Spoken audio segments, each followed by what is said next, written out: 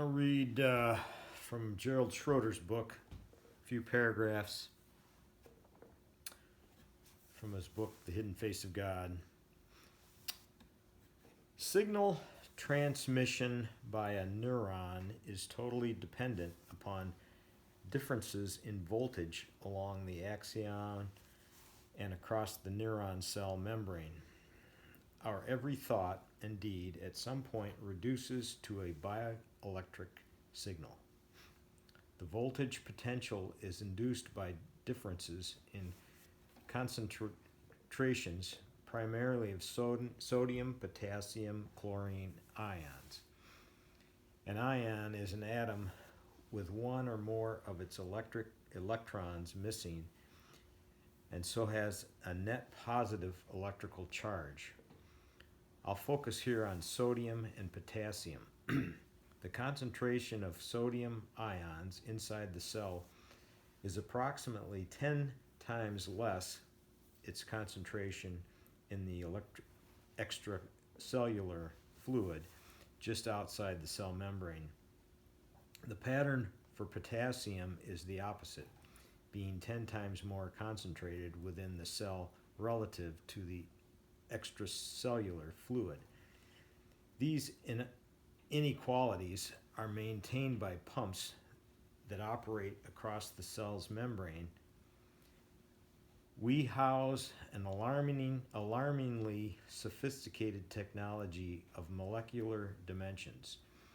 The differences in ion concentrations produce a negative voltage within each cell of about minus 70 millivolts. Every cell in your body stands ready to give off a biological spark. Large amounts of sodium can enter the cell only if the cell receives a signal to open voltage gated channels that span the cell membrane, and that is the key to all neural signal transmission. Upon stimulation, these channels open the sodium ions, flood into the cell via a positive feedback loop, and the initial sudden increase in sodium stimulates more sodium channels to open. In a few thousandths of a second, an ionic avalanche of sodium raises the cell's interior from the original minus 70 millivolts to a potential of plus 50 millivolts. At this voltage, the cell is poised to fire. Assume a nerve's dendrites have picked up a signal sufficiently strong to warrant its propagation to a further nerve or muscle. The neuron is primed for response. Try to imagine in this discussion how the synchronized, intertwined complexity about to be described could have evolved from inert, unthinking rocks and water. From that is what preceded life on the original sterile earth. I'll stop there. Yes, try to imagine that.